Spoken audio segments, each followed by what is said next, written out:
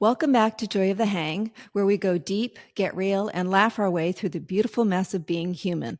I'm your host, Sharon Stevenson, and today we're exploring something tender, powerful, and far more common than most people realize: eating disorders.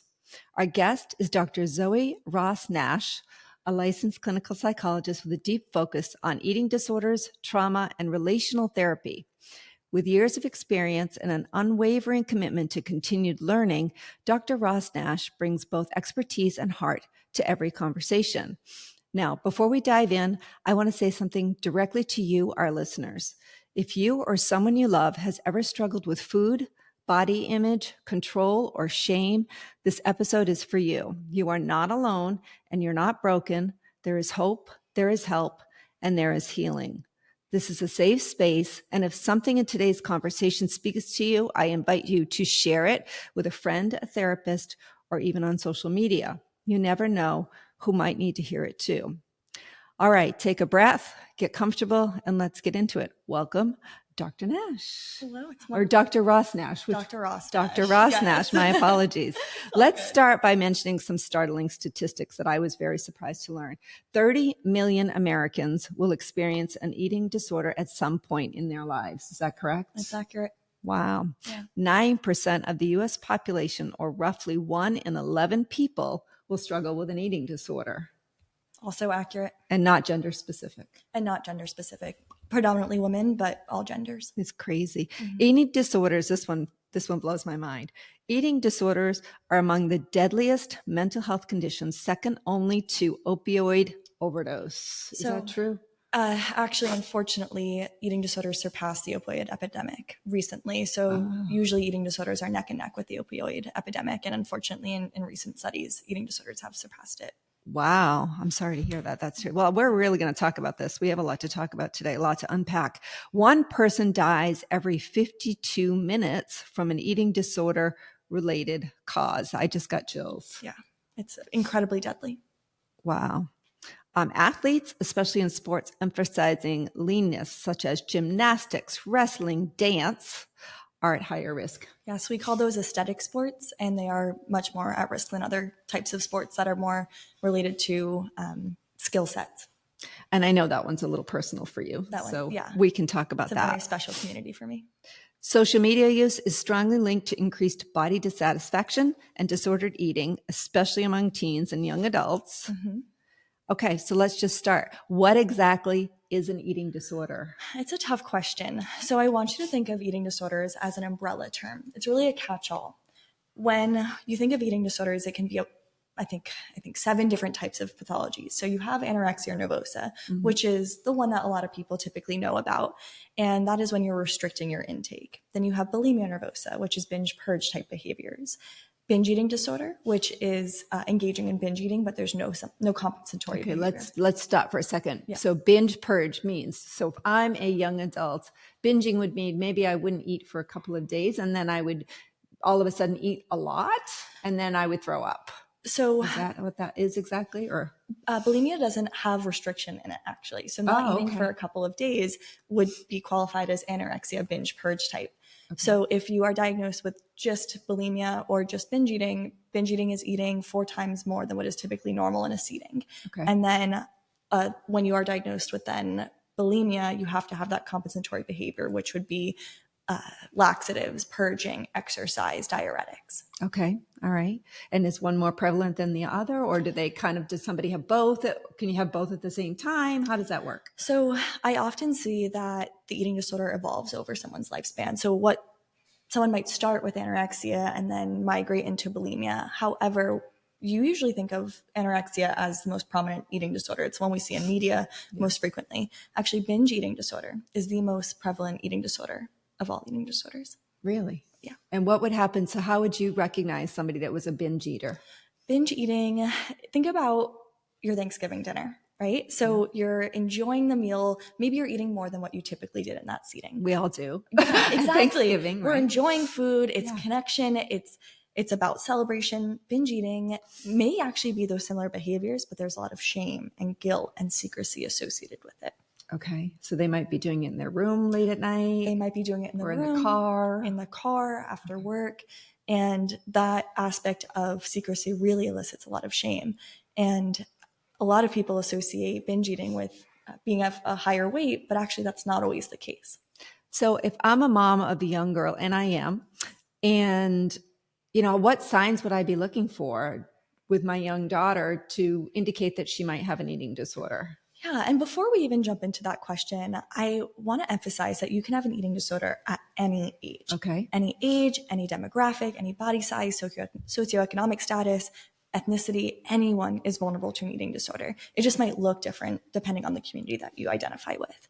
But if you are a mom and you are noticing your child experiencing an eating disorder, you might see them engage in checking calorie counts on food items, or you might see them engaging in what we call body checking. So a lot of folks might measure their wrist with their fingers to see if they can still wrap their fingers around their wrists or their thighs. Other sorts of signs with eating disorders would be having a very restrictive diversity of food. So they don't eat fats, they don't eat carbs. And that would start to be indicative of an eating disorder potentially spiraling. Okay. So I'm trying to understand this and wrap my head around it, because what is the difference between somebody just wanting to lose weight, look good, they're exercising, they are counting calories because they're wanting to lose weight, and it then turning into an eating disorder? So that is the fine line of all of it, because actually I think a quarter of diets turn into an eating disorder, which can be really, really scary when you have that significant of a community turning into an eating disorder. So what I always say is the relationship towards the behavior is the most important thing to look at. So if you are interacting with exercise and it is invigorating your life and it is feeling good, and you are eating foods that nourish you, and you are taking care of your body in a way that feels empowering, wonderful. That is values aligned. If you are engaging in those same exact behaviors, but it's making you feel really terrible about yourself, you are feeling not enough by these behaviors, nothing feels good enough, you're not achieving the goals that you're wanting, and you're starting to really spiral into that shame cycle, that's when we start getting into that gray area of this might be pathology. Okay. So we've diagnosed, okay, we have an eating disorder. Now what's the next step? If someone comes to you and you've diagnosed, okay, yes, I think you have an eating disorder, what should they do? How do they get better? It's a very hard disorder to treat. And that's why there's very few specialists. So if you can find an eating disorder specialist in your community, go to a specialist. Okay. And you can really find a specialist on the National Eating Disorder Association website, or IAEDP.com, or maybe .org. I can't remember exactly. And these are places that you can find eating disorder specialists. And then once you find a specialist, we call it the dream team, which is an eating disorder therapist like me. I'm an eating disorder psychologist. You would want a dietitian, and dietitian, nutritionist can be kind of synonyms, but a nutritionist doesn't necessarily have to go through all of the schooling that a dietitian has to. Okay. So I recommend a dietitian, especially for an eating disorder, just because they're a little bit more complex. And then we recommend a primary care physician and a psychiatrist. And that's the dream team of eating disorder treatment, because it's a whole body approach. Okay. And then you monitor the patient. Sometimes they're hospitalized? Depending on severity. Okay. So there's different levels of care. I have worked at all levels of care for eating disorders, and we have residential or inpatient or hospitalization. And then you have PHP, partial hospitalization programs. And then after that, you have intensive outpatient, IOP. And then you got outpatient, which is what I currently do now, which is once a week type work. Once a week. Okay. And let's talk about gender. So women and girls are more commonly diagnosed, which we mentioned. About 20 to 25% of eating disorder cases are men and boys. Many go undiagnosed due to stigma. Yeah. So when you look at the DSM, which is how we diagnose eating disorders, it has a what does the DSM stand for? Oh, gosh. I have to remember. I looked it up the other day too. Diagnostic and Statistical Manual of Mental Health. So I do have a doctorate in this. I know. And we're up to number 5, I think, right? We have 5 iterations, and then we recently released the TR. All right. So that was your test for the day. That I passed. So based off of the DSM, it's a very strict criteria set. And unfortunately, it was normed on female identifying folks. And it doesn't necessarily capture what eating disorders look like in men. And it really doesn't capture what eating disorders look like other than young white women. And that's why we have that idea that only women and young white women have eating disorders, because what we think of an eating disorder isn't what's being diagnosed. So actually, I would say all of those statistics that we shared before are probably a lot higher, because we're not able to diagnose people with their actual diagnosis because the criteria set is so strict. So is an eating disorder only restriction? Because I think of like when you're obese, is that also considered an eating disorder? It's all about the behaviors. Right. So if the person is engaging in binge eating, yeah, they have a diagnosis of binge eating disorder. Okay. If they're restricting, then they have a diagnosis more aligned with like an anorexia diagnosis. Okay. All right. Explain to me how somebody would die from an eating disorder. Yeah. So most people don't die from an eating disorder. They die from complications of an eating disorder. So cardiac arrest, starvation, liver failure, or organ failure. Because as your body is decaying, essentially, you are dying from complications of the eating disorder and medical complications, which is why eating disorders are so hard to treat, because it requires such a holistic lens. Yeah, this is a powerful subject. It really is. And I think back to, sorry about that, excuse me. I think back to when I was younger, and I guess I know people probably my age now too that suffer from eating disorders. But definitely when I was younger, I remember. Now I didn't grow up in the age of social media, which I also want to talk about. So I didn't grow up in this era where everyone's posting pictures online and you're being bullied and there's all that. But I did still have this feeling of not being enough and wanting to look a certain way and be pretty and pretty meant to me being thin. Yep. Right.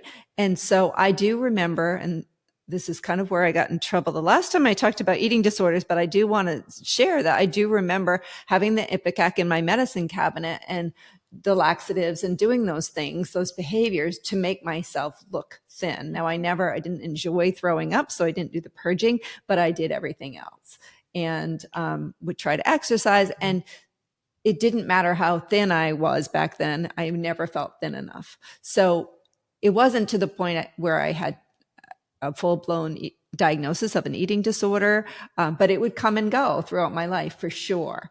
So, and I just think for me, it was about self-worth, value, wanting to be noticed, wanting to be seen, all of that stuff, right? So is that generally what you see when a patient comes to you, just having all those internal messages that are negative? Yeah, and thank you for sharing that. I think your experience is so common, especially in a lot of young women who are getting messages: to be loved, you have to be thin. To be enough, you have to be thin. To be accepted in society, you have to be thin. And usually there was a comment that was made by someone that kickstarted the eating disorder of, oh, if I look this way, I'll be loved. And when they come into treatment with me, it's never about the food. It's never about the behavior. It's about how they feel about themselves. Yeah. So we do a lot of work of improving their self-esteem. Yeah, I think my trigger, and again, I'll share more personal story. My trigger came in high school when I had been dating a guy. He broke up with me and he dated the prettiest girl in the class, and she happened to be the head cheerleader. And I was not that. I had brown, mousy brown hair. I was on the quieter side. I was not a cheerleader at the time. And, he was an athlete. And I looked at her and was like, oh gosh, I want to be more like her and look more like her. And what do I have to do? Now, I was never overweight, but I still never felt pretty enough. Right. And so that was the trigger for me. It was like, okay, I want to be that girl. Mm-hmm. Right. And that girl just isn't me. I'm the smart girl in the class. I'm the nerd. I'm not I play in the band. I'm the band geek. I'm the nerd. I'm all this, but I was definitely not the pretty cheerleader. So yeah, and I've carried that through life. I mean, I'm not going to say that goes away. It did not go away for me. Right. And that's unfortunately a narrative that we tell ourselves about eating disorders or about our self-worth. And when we carry these stories with us, when we share them, I hope like in this podcast, or people listening to this podcast, knowing that they're not alone in that experience and there's someone else sharing that with you, it gives you a lot of permission to say, okay, maybe I am enough, or maybe that guy was just didn't know what he was seeing, Well, and the thing that I think I hope I've realized as you get older is it shouldn't just be about exterior experience. I mean, appearance either. I think, people need to value you for who you are on the inside, not who you are on the outside. And so as I matured, obviously that became my, being smart's not such a bad thing. Right?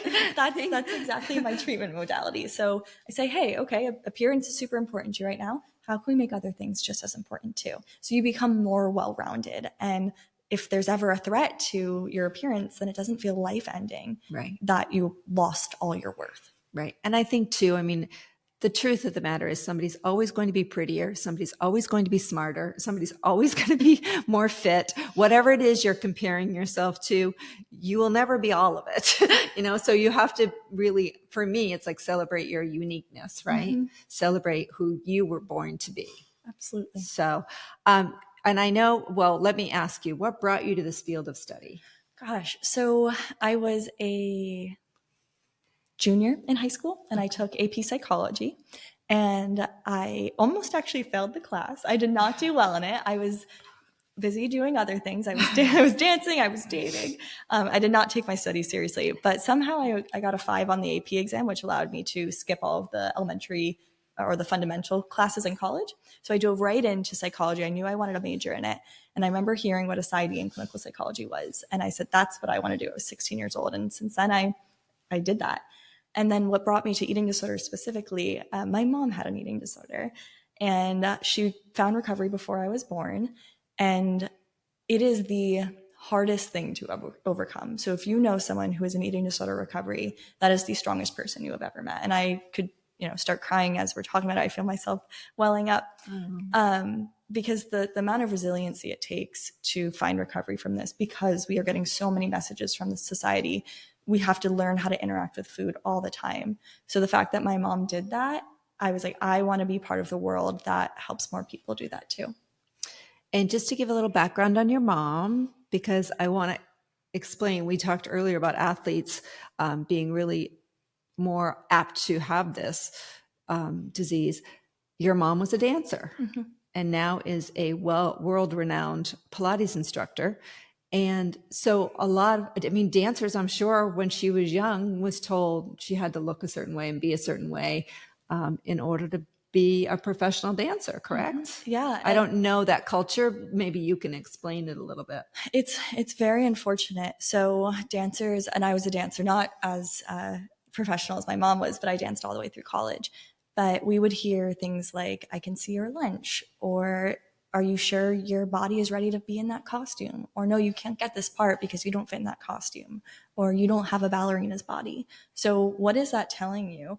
I'm not enough. I'm not enough. I'm not enough. I have to shrink myself to be enough in this community. And not only are eating disorders encouraged in the dance community, it's then rewarded. So it maintains.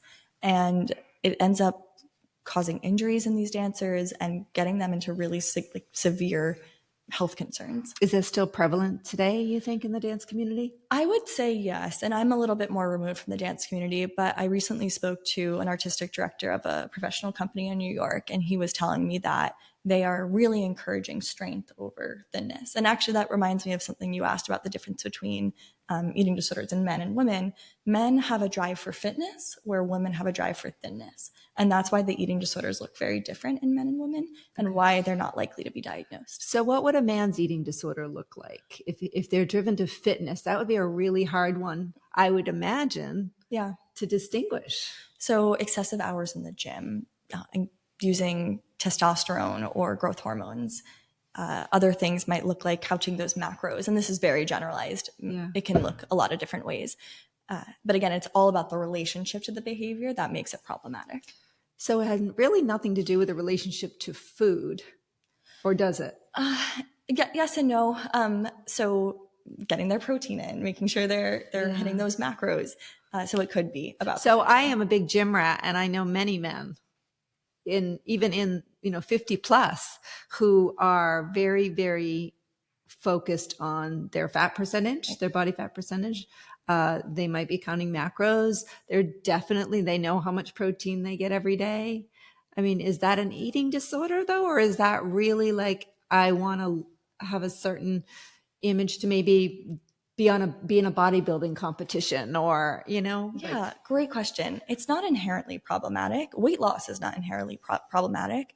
It's what happens when you don't achieve it. So let's just say you didn't meet your goal for that day. Are you having a full-blown anxiety attack because you didn't meet that goal? Mm-hmm. And when that is starting to happen, it means that you're interacting with this in a way that is getting concerning. And I find sometimes it becomes an obsessive behavior. If I missed the gym today, like, yeah, they're not in the right frame of mind even. Exactly. Right? If you can have flexibility, that's the ideal situation. Yeah. Well, I did bodybuilding for a little while too. And I will say that, for women especially, it is not something that is meant to be a lifestyle. No, it can't. Yeah. And especially for younger, now I'm postmenopausal, but certainly for younger women who have not gone through menopause, it can really be detrimental to your periods and your overall hormonal system. So fantastic point. We see a lot of oh my gosh, I can't think of the word right now. A lot of people lose their libido when they're engaging in eating disorder behaviors, and also lose their ability to have children too. Wow, that's scary. That is so scary. So I also read that non-binary and transgender individuals experience eating disorder at significantly higher rates. They do. So within the eating disorder community, around 1% to 3% of the world experiences an eating disorder. Within the LGBT community, 7% of the community experiences an eating disorder. So that is significantly higher. The way I understand it, especially if there's like gender fluidity or they don't fit in the gender binary, is that they are using the eating disorder as a way to be more aligned with the body that they identify with. So if they are assigned female at birth and they are gender binary or wanting to become trans male, they might use the eating disorder to decrease their menstruation because they experience a lot of gender dysphoria when they experience their menstruation. So they use the eating disorder to decrease likelihood of menstruation or to decrease body fat to look more aligned with the body that they're wanting to look like. Yeah, that makes perfect sense. And I just transgender community, it breaks my heart that they're kind of stuck in this body that they don't feel that they can be authentic in. Yeah. And yeah, I'm sure that's part of it. And it's such a complex area. I'm sure that you have to help people through. There's many levels with that. Transgender college students are nearly 4 times more likely to report disordered eating behaviors than cisgender peers. That makes sense what you just said. So by age, most eating disorders begin in adolescence or young adulthood, but there is a rise in midlife and older adult diagnosis, especially among women over 40. Why do you think that is? So when we look at what is valued in society, it is young women, right? Yep. And a way to control their ability to be approved in society. I think that ageism creates these eating disorders in these older women because they want to maintain their youth, because there's a lot of privilege in being young. You get treated nicer. And as you get older, women particularly, men not as much, get shamed and they become less desirable. And if you're not watching, I did air quotes, less desirable. Well, and they also, that they say that age group disappears almost, right? Or feels like they've disappeared. Think about that word, they disappear. Well, there's a metaphor there. Right. You disappear with your body too. You try to disappear the size. They shrink away. Yeah. I feel like, cause I'm above that age demographic, I'm 59. So I feel like that you either shrink or you become bigger.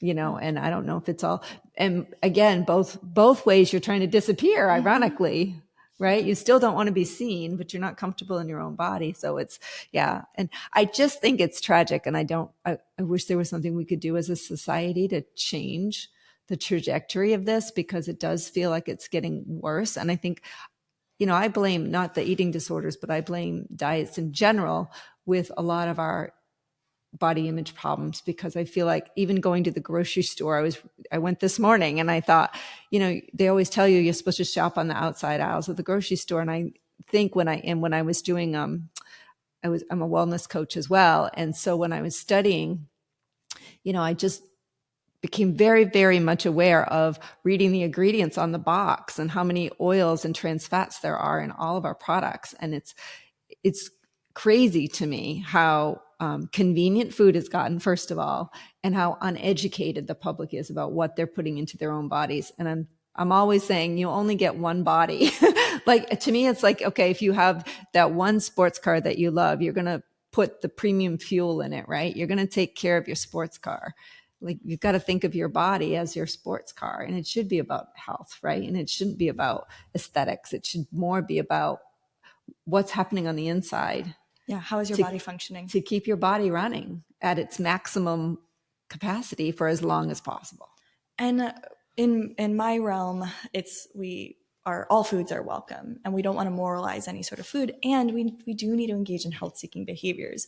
And that looks like fueling our body with food that has nutrition. And sometimes when we want to have cake, we can have cake. Right. Of course. Balance. Course. Yeah, of course.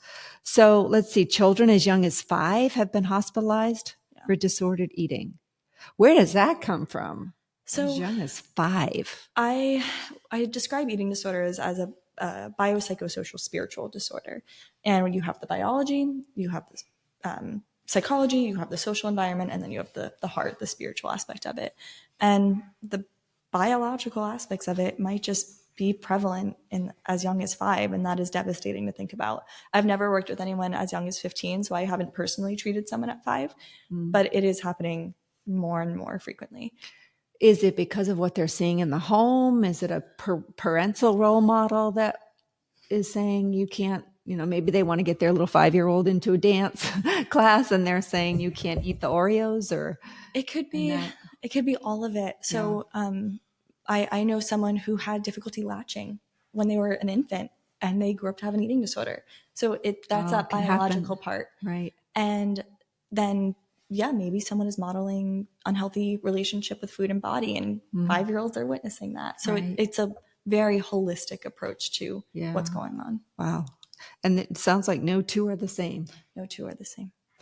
And then I've got eating disorders affect all races and ethnicities, but are underdiagnosed in BIPOC communities, and I will tell you what that means, due to provider bias and lack of access. So BIPOC, BIPOC, stands for Black, Indigenous, and People of Color. Are you finding that as well? Absolutely. So that goes back to the discriminatory nature of the DSM, because it's not normed on these communities. There's not enough research on the BIPOC community to really be able to genuinely assess what an eating disorder looks like. And a lot of eating disorder providers look like me. We're white, we're cisgender, and a lot of folks who are BIPOC don't want to come to someone who looks like me, because there are aspects of their experience that I don't understand. I will try my best, but it will be impossible. So it's a multifaceted issue. There's not enough eating disorder BIPOC clinicians, and the DSM is just discriminatory towards diagnosing these folks, which allows them to get health care, or allows them to get care under their insurance. Interesting. And it says Black teenagers are 50% more likely than white peers to engage in bulimic behaviors, but less likely to receive care, which is pretty much what you just said. And that's also true within the Hispanic community as well. Oh, well, yeah, I wonder what other communities, probably several that are not white, right? Caucasian. So we kind of talked about how do eating disorders typically begin, and it could be a variety of reasons, right? What are some common misconceptions about their root causes? That it's about appearance, and that it's a phase, and that it is a way to be more attractive. And sometimes it starts that way. It very rarely is maintained by that. A lot of times it's trauma that is caused by an external factor that just really rocks their sense of self. So that's unfortunately the misconceptions. So that plays into the next question, which is what I'm assuming this to me, the root would be, what role does control or the loss of it play in the development of disordered eating? And I'm assuming it's a big one. I did my dissertation on this. Yeah, So. perfect. I'm asking the right person. So yeah, that's kind of what I would assume, that it really is about control. So can you Oh my gosh. expand on that? Yeah, I will take an 80-page document and put it into a sentence. Oh gosh. Well, I won't ask you to do that. But it's really, so think about it. What is trauma? It is something that is outside of your control that happens to you. And what is a way to get control? How your body is presenting to this world, like what you're actually eating. You get, okay, I can't control that someone did this to me, but I can control what I'm eating today. And then also, these are kind of fought about within the eating disorder community. Folks may use, especially if there's a sexual trauma, they may use the eating disorder to lose weight to appear less sexually attractive and more juvenile, because you're regressing back into a more young body, and people think that will make them less vulnerable to abuse. And same with binge eating, where they gain weight.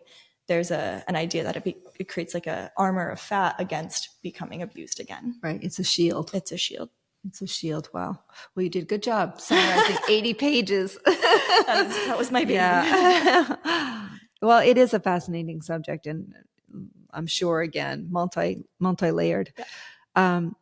This is another good one. How does our culture's obsession with body image and wellness contribute to hidden or normalized eating disorders? That's a big question. Oh gosh. I know. And it's everywhere. Like, you hear comments of, oh, you should get brown rice instead of white rice because it's healthier. Right. Is it? Like, there are so many food rules that are, one, not really backed by science, that we just think that we need to do because. I like that. Food rules. Food rules. Yeah. Is that what you refer to them as? Mm-hmm. Food rules. Give me some more food rules that are. Don't eat after 7 p.m. Okay. And yeah, I've heard that one. So how do you feel about fasting or intermittent fasting? Yes. So not only is it ineffective, but it's a glorified eating disorder. Okay. The research has shown that the second you go back to normal eating, you gain the weight. So if your goal was weight loss, it's temporary. It's not going to be long lasting. The only way that I really tell my clients is to either follow a meal plan that is set by a dietitian, or engage in intuitive eating, because listening to your body's hunger cues will allow you to find your set weight point, and that will allow you to eat when you're hungry and don't eat when you're not. And we want to be connected in our body in that way. Exactly. Are there any other food rule myths that you can think of? This is not a food rule myth, but a lot of people dictate their worth based off of the size of the clothing that they wear. Have you ever gone jean shopping? Yep. I know where you're going with this one. It's a million different sizes, and none of them are the same. Right. And then every brand is different. Every brand is different, and you're a medium in one, and you're extra large in another, or a small in another. Yeah. And it really impacts your self-esteem. So just recognize, if it fits, it fits. Yeah. Now that's really good advice, because I'm guilty of that. I'm normally a 0 or 2. And if it's not one of those numbers, I won't buy it. Right. I mean, psychologically, it doesn't matter if the 4 or 6 look better on me. Right. If I can't fit into it, I'm going to go home and try to lose some weight and fit into the 0 or the 2, right. And it really messes me up when I try to buy a European brand. Right. And those are all, I fit into a much bigger size in the Europe. Mm-hmm. Under the Europe, whatever size model it is. So yeah, that's a good point. I'm glad you brought that up, because that is so true. Yeah, I call it mental gymnastics with my clients. I'm like, hey, we're doing a lot of mental gymnastics right now. And they're like, oh, I know. Yeah. So yeah. That is so true. Yeah. I do it to this day. I'm not happy about it, but I do. What are some red flags people might miss in loved ones who are struggling? Oh gosh, this is a tough one, because when we love someone and we have a family member or someone who's so special to us, we might be blind to it. So even me as a specialist, one of my friends was struggling, and I didn't bring it up because I didn't know if it was appropriate, or I didn't know if I was reading the signs wrong. What I normally say is, if there's any deviation from their normal behavior. So if they typically are hanging out in the family room, like eating with everyone, engaging in socialization, and then all of a sudden they're eating in their room, or they are if they're a college student, they're coming to class with their hair and makeup on, or they're in sweatpants and have a stained t-shirt. Any deviation from their typical behavior is a sign to just check in. In terms of eating, you might see people like moving food around on plates, or becoming like obsessively adherent to like looking at food labels, or not eating with the rest of the family. You'll see that. So you just said something that's important. You said you had a friend that had a disorder, but you didn't bring it up. So when would you know to bring it up? That's it's such a sensitive topic. It's like if somebody has an alcohol problem, when do you tell them they've had enough to drink? Yeah. Right? I mean, to me, there's a lot of parallels between eating disorders and alcoholism. Huge. Right? And there's a lot of comorbidities. We see them happen all the time together. And sometimes for me personally, it's hard because I don't want to be like, oh, the eating disorder therapist who's like seeing eating disorders everywhere, because that can be overwhelming for people. But the best way to go about it is stick with I statements. So, hey, I am feeling this, instead of saying you are doing this. It can people feel defensive. And then sticking to the facts, only saying what you're observing. Don't add your opinion. Don't add what they should be doing. So sticking with the facts and then keeping it brief. You don't want to beat a dead horse. It's already a vulnerable conversation to begin with. You don't want to belabor. So just say what you're noticing, have resources on hand if they want it, like ask permission to give those resources. And if they want to take it, great. And also know if they don't have a positive reaction to this, that is so normal. There's so much resistance to eating disorders that me as a professional who's been doing this for 10 years, I still get bad reactions from folks because it's a scary thing to change. Well, I would imagine you'd get defensiveness, denial. Mm-hmm. There's a lot of shame that comes along with it, I would imagine. So yeah, it must be, I would imagine if you were to say to me, Sharon, I'm noticing that you're not eating as much, or I'm noticing maybe that it seems like you're losing some weight. Is there anything that you want to talk to me about? I imagine my response would be, no, I'm fine. Right? No, I'm fine. What are you talking about? I'm fine. I've been trying to lose 5 pounds maybe. Or, I would probably downplay the whole thing and being denial, right? Very common. So what I would say is just be like, okay, sounds good. If you ever need to talk, no, I'm here. And then that's that. Yeah. And they know now that someone is seeing them, which is a huge part of eating disorder pathology. While that being seen in that way can be very vulnerable, it's a way to validate their experience. And then also they know that someone is in their corner if they ever need it. And if it's not about the food, would you maybe redirect and say, what's going on in your life? Yeah. Would you maybe take a different approach and say, hey, you know what? I just want to check in. What's going on with you? I think that's a great way. And just see the human rather than just the behavior. And not make it about the food. And then eventually maybe they would, get to that place with you. Yeah, exactly. Yeah. I mean, especially if you have a best friend, that's somebody that you can, it stays in the vault, hopefully, right? And you're keeping that. That's so important for women to be able to share like that too. Yeah. We kind of talked about this, can you talk about the difference between an eating disorder and disordered eating, especially in high achieving or parents focused environments? Yeah. So the difference between eating disorder and disordered eating, think about eating disorder as that clinically significant is impacting their everyday functioning. And then we have a little bit less severe is disordered eating. So maybe they are engaging in restriction, but it's not impacting whether or not they can go out to dinner with their friends. Or maybe they're purging and it's one time a month, but not every week like it would be to have a clinically significant eating disorder. So the behavior is happening, but it's not happening at an intensity that would require significant intervention. So that would have been me back in college. I would have been maybe disordered eating.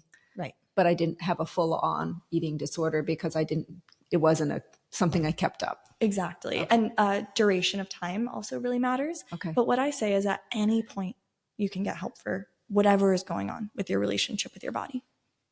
And to your point, it was never ever about the food. It was never about the food. No, it was always about whatever else was happening in my world at that moment. It's a metaphor often. Oh, for sure. It was just more of a symptom or a sign, right? Mm-hmm. How important is relational therapy in healing from an eating disorder and why? Oh, I got a little chuckle there. I wonder why. Well, I am biased as I'm a Okay. very relational therapist. Okay. Because explain relational therapy. What is that exactly? it's more about the connection between the client and the therapist. And the reason why I'm a relational therapist is because 90 it's okay. 92% of reasons why people improve in therapy is because of the therapeutic relationship. 8% is contingent on what type of treatment modality they use. So as long as you have a secure relationship with your provider, you are likely to get treatment outcomes. So I really anchor into that relationship and honestly create corrective experiences for folks that maybe their mom never validated their experience of it, and now me, a significant person in their life, can validate it for them, and then they can begin to validate it for themselves. There are frontline treatments for eating disorders. CBT is one of them. I'm trained in CBT. I use it when necessary.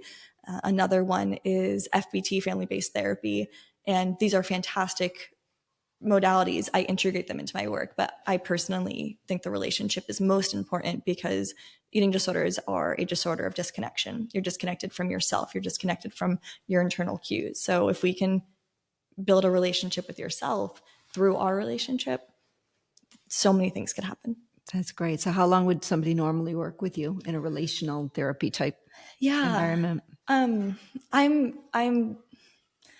I've been seeing my clients for anywhere up to a year to 3 years. Okay. So it's a long relationship. And most of my clients came in with significant eating disorder concerns. And what we say is once the eating disorder stops, the real work begins. So, okay, why did we develop? Now that we've stabilized behaviors, why did we develop an eating disorder after that? What was going on with myself that made me vulnerable to this experience? And that being said, therapy is not forever. I just developed, since it is a more relational approach and it's more long lasting, the treatment takes a little bit longer. Of course. For those in recovery, what does progress look like just beyond just weight or food? Freedom. Freedom. Oh, I like that word. Yeah. It looks like freedom. Mm-hmm. Freedom to do what? Wear a bikini. Freedom to go out to dinner with your partner. Freedom to buy the clothing that actually makes you feel good rather than what you think you should be wearing. It looks like eating. You're going to make me cry. I just love that. It's the most special work on the face of this earth. Yeah. Oh, that's beautiful. I can see why you do it. Yeah. Wow. What are the emotional needs often driving restrictive behaviors, binging or purging? Connection, you said. Connection. That's one. Are there any others that you can think of? So there's something called eating disorder behaviors. We call them EDBs. But then there's emotion-driven behaviors too. And oftentimes we are eating in response to an emotion. So we are or not eating. So we are restricting because we're sad and we can't tolerate that really intense feeling of sadness. We are binging because we are angry and we want to punish someone and we can't punish the person who hurt us. So we're going to punish ourselves.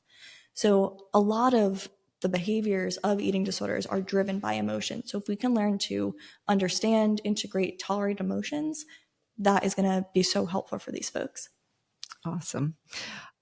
Let's go back for a minute and talk about the role that social media plays today in eating disorders. Can you tell me a little bit about what you're seeing in the field right now with TikTok and Instagram and everything else? It's a lot of exposure. Yeah, so I wrote a paper on this a couple of years ago, and we actually saw that the longer someone spends on social media, the more likely they are to develop eating disorder behaviors, just by looking at different sort of bodies on your feed. Mm-hmm. Unfortunately, with TikTok, we see trends like skinny talk, where we are glamorizing eating disorders and we're romanticizing it, and we're seeing it as a good thing rather than something that could be very, very harmful to folks, especially if they're not being monitored by a dietitian or a physical trainer or a personal trainer that knows how to take care of someone's body.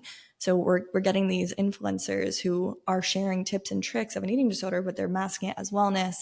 And a lot of these things are just spiraling out of control. So what can we do as a society, to normalize our body image, and to not make it a fantasy, some sort of fantasy, because none of that's real, right? I mean, that's what, I mean, I know everyone's trying to have this certain look or whatever, but it's not real. And I think that, is there anything that can be done at the school level, or, because I'm only bringing this up because still most of it starts in adolescence with young women. So what can be done early to prevent this from starting? You are onto something really important. So early intervention is going to prevent eating disorders, period. There's no other way about it. If we can teach young people, young women, children, how to interact with their body, how to understand their hunger and fullness cues, how to find value in things outside of their appearance, if we can have them learn what an eating disorder looks like at such a young age, it'll prevent it in the future. I am a living proof of that. So as long as I can remember, my mom was talking about her eating disorder and how she found recovery and encouraging me to explore different aspects of food and my body and have a good relationship with my body. I never developed an eating disorder, yet I had all of the warning or the potential predispositions to develop an eating disorder. The genetics were there. I was a dancer. I'm high achieving. I'm a perfectionist. And yet I didn't develop an eating disorder. Why is that? Because we are talking about it. So if we can start talking about it, we are going to save more lives. And if more people can listen to this podcast, we are saving lives.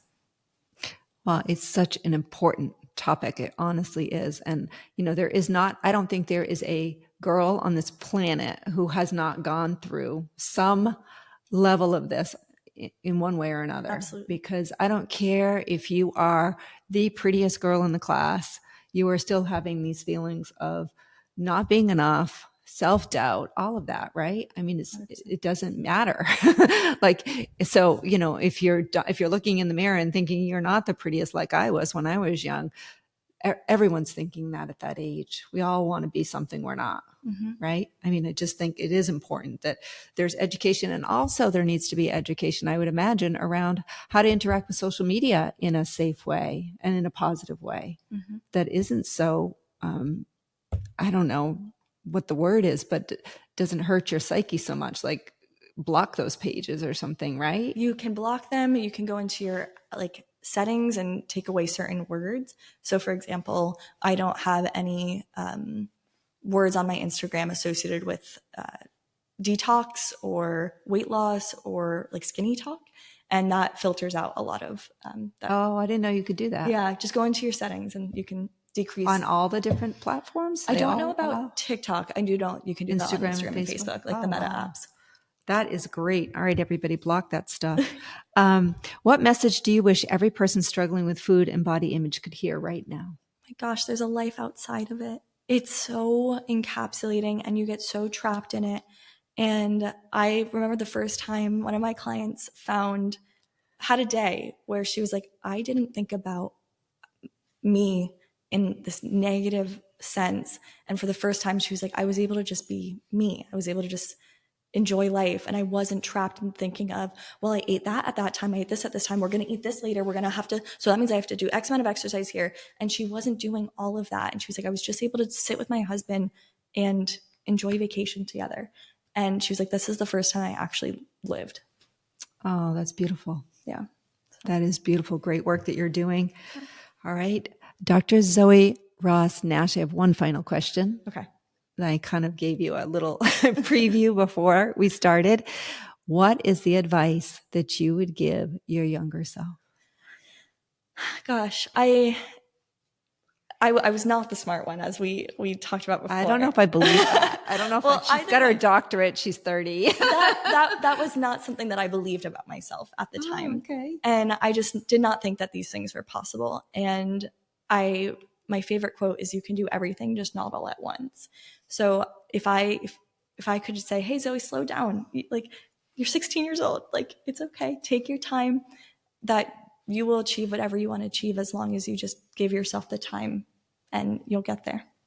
I think that's beautiful. It reminds me of a podcast I just listened to this morning too, one of Mel Robbins' podcasts, and they were saying the same thing. And she's interviewing somebody who has a blockbuster life, but he didn't start out that way. Right. And he said, everything will come in time if you just don't give up. Try again. Try it again. Just one foot in front of the other, and one day at a time. Yeah. Right. Thank you so much for being Thank here. you. This was incredible. Thank you so much for the work that you're doing, spreading this. Thank you. And actually, we should end with one last thing. Maybe you can help me with this. If anybody is struggling with an eating disorder or knows somebody who might be, where should they go for help? Yeah, so the National Eating Disorders Association is a great place to just start. There's toolkits for parents, loved ones, coaches. The International Association for Eating Disorder Professionals, IAEDP, I mentioned that earlier, is a great resource. Eating Recovery Center has a lot of different free groups. So does the Alliance for Eating Disorder Network. And then I also provide services virtually to 43 different states. So if you are looking for a referral or to work with me, feel free to contact me and maybe we could add that into the show notes. Yeah, and you also have a website. I have a website. How do they get in touch with you via your website? www.drzoerossnash.com. So just my name and www. So I have a lot of resources on there as well that can help you get connected to a professional if not me. Well, thank you again so much for being here today. And please, if this spoke to you in any way or you know somebody that's struggling, please share this with a friend. Help us spread the message and spread the word and get help for people that may need it. So we want to support each other and have a loving whole society. So thank you, everyone, for being with us.